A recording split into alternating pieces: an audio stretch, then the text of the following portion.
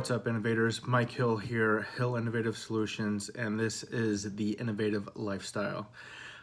This week's episode, I'm going to go a bit off script here and talk a little bit, follow up on last week's discussion on putting together your product specifications, starting to put together your product specifications, and maybe dive a little deeper into that, dive a little deeper into some of what was said last week and what was really meant by that, as well as offer some ideas, not just for your product development process, but also for life, right? And because this is the innovative lifestyle, it's not just the innovative process.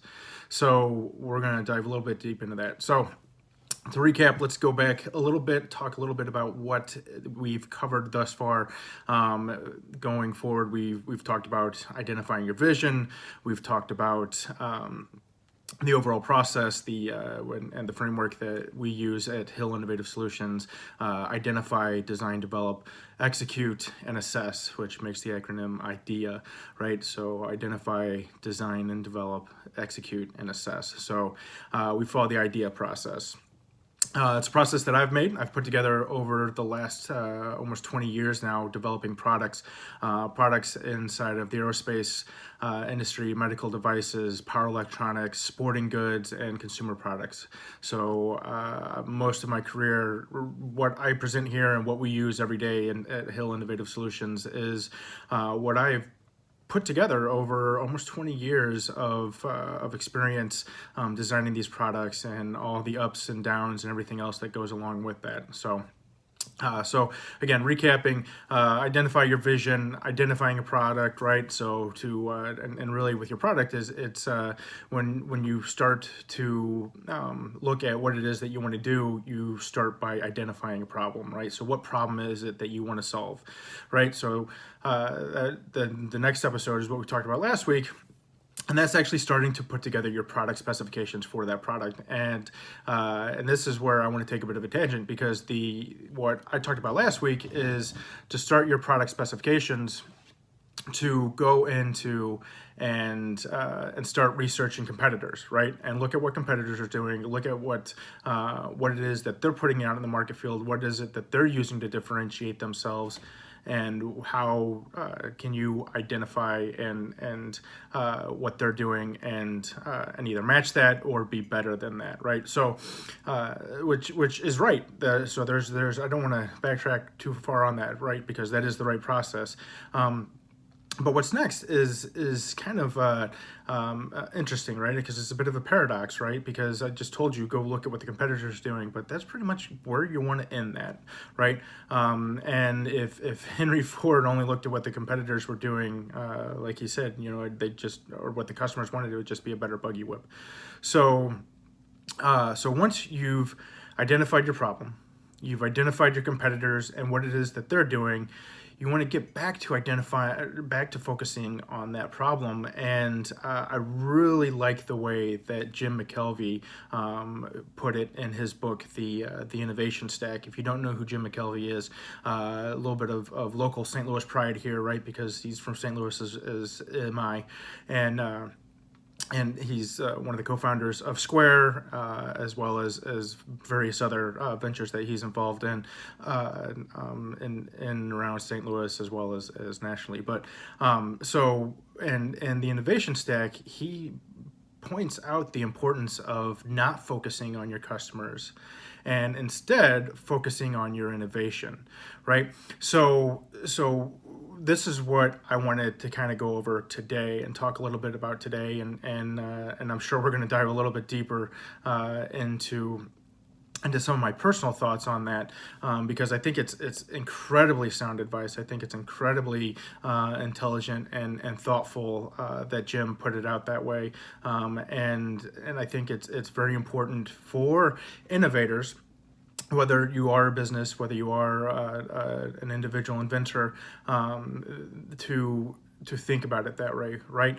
You want to know what your competitors are doing, but that's pretty much where you want to end that, right? And again, if you think back to last week's episode when we talked about what it is that competitors looking at what your competitors are doing. It was simply to figure out what it is that your customers are interested in, right? What is it that they find as a priority? What is it that the customers find as a priority, right? And again, so once you've identified these things, get back into looking at what the problem is, the real problem that you're looking to solve, right? And you want to make sure that you've got the technology that can solve the problem, right? And if not, then you need to innovate around that technology, and that's where your focus needs to be, right? So get your focus off the customers, get your focus off the competitors, but you really focus on solving that problem, and the technology is going to take to solve that problem. And so I bring this up today because I think a lot of times in our lives and in our businesses, we don't do that at all. Instead, we spend all of our time focusing on what is it that they have. What is it that this other person has that I desire? What is it that this company has, right? And if you've been in the career at all, then you know that you're constantly looking for what's next, right? Where can I go next? The grass is always greener on the other side. The grass is always greener on the other side. So I like I said, getting a little personal today, but this is something that has just kind of been really resonating with me since I recorded the last video, because, while the process says to do it this way here, we need to reflect, and with everything that we do as innovators, everything that we need to look at it through multiple lenses, right? Look at it from multiple angles. That's how we're going to be more successful, and that's how we're going to improve our innovations, is that we can look at it from as many angles as possible, as well as get as much feedback as possible. So again, going back to what is it that we really need to focus on? What we need to focus on is the problems, right?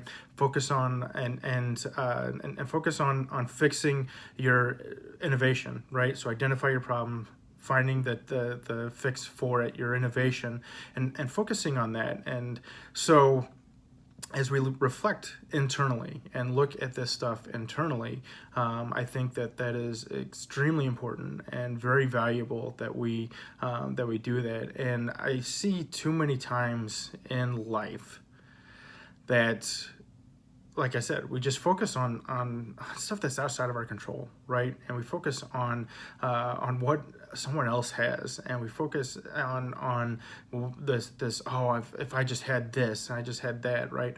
And I've been doing a lot of study with my mastermind and friends about just leading an abundant life, and what I just continually am reminded of is look, Think and Grow Rich, or Dr. Joe Dispenza is another one that we've studied quite a bit, and there's various other authors out there that talk about this, and it's funny because they don't. It's not about they all say set goals and all this stuff, but it's not so much about focusing on that, but focusing on the auto-suggestion and what you can do yourself. Focusing on yourself and your habits is one that comes up constantly. Making sure that you have the right desire, and I think I bring that up because the right desire comes with having just the right. You've identified the right problem, right? And so this is something that again McKelvey talks about a lot in his book, is that when they went to do Square, right, they were super passionate about the problem that was there, and so that's why they were able to force through that, why they were able to be persistent, and why they were able to do what they do, and what they've done, right, for the credit card industry. They've completely flipped it upside down and really innovated in what was, I don't want to say commoditized, but very much a old old boys club, right? So this is the things that we just they did it through focusing on the innovation. And in life, I think that our greatest innovation is what it is that we make of ourselves, right? And that's why the podcast is called The Innovative Lifestyle, right? And that's why this is The Innovative Lifestyle, because while I believe that we can lead the innovative lifestyle through product development and through the design and development of products, right? When it all comes down to brass taxes, right? What it is what we're doing in our own lives, and what it is that we're focusing on in our own lives to really take us to the next level. And so, as kind of a bit of a recap, don't focus on external items, focus on things that are outside of your control, but instead focus on yourself and focus on what it is that you can do yourself to improve your innovation. And like I said, your greatest innovation is yourself, right? Your greatest innovation is yourself. And whether you're innovating your business or a product or yourself, it all follows the same process, right? And you identify the problem and you focus on solving the problem, right? Now, last week, again, I said, look at what the competitor's doing, look at what your customers are wanting. Same thing, right? It's okay to look at what other people are doing. It's okay to desire what other people have, right? As long as you don't allow it to control your decisions. As long as you don't allow it to control what it is that and get you to stray off focus of solving that problem, right? So if you're focusing on yourself, right, and you want what your neighbor has, right? Don't covet what your neighbor has, right? But what is it that they've done, or what is it that other people have done to make them successful enough to do that? Right? That's what you should focus on. Not what they have, but how do they get that? And what is it that you can do in your life to solve the problem of not having that, right? If that is your problem, right? And so identify it, right? Create your vision. Identify what the problem is, that why you can't reach your vision, right?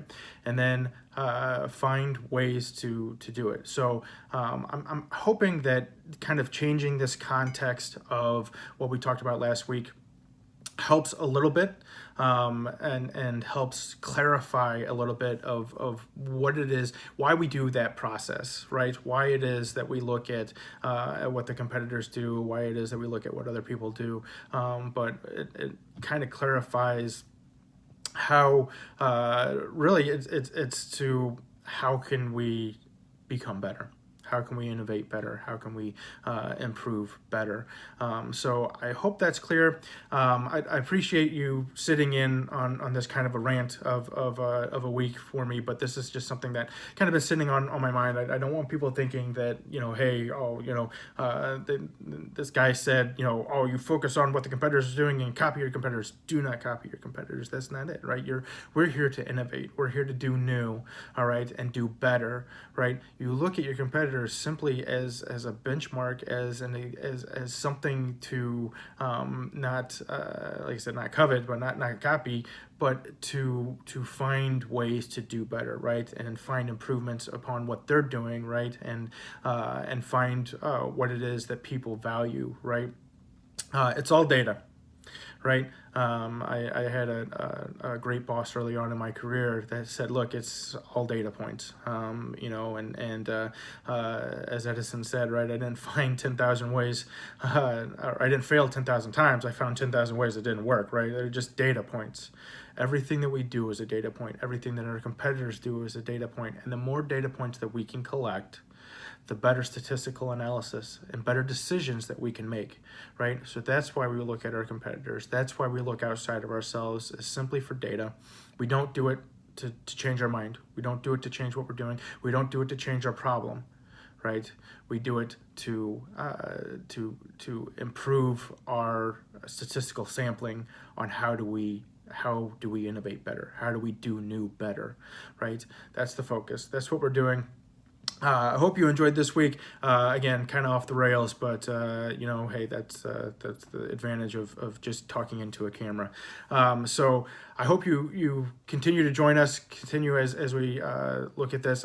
We've got some exciting new stuff coming up over the next several months. I'm looking for ways to improve it. So if you've got feedback, please reach out to me at The Innovative Lifestyle or hillsinnovativesolutions.com. We've got all sorts of free resources and stuff going up every day at hillsinnovativesolutions.com. We've got some new swag coming out at theinnovativelifestyle.com. We've got all sorts of fun stuff in the works, and I'm looking to just continue to grow this, have fun with this, and I need your feedback to do so. Appreciate your time. Appreciate everything that you do. Let's change the world. Go invent something.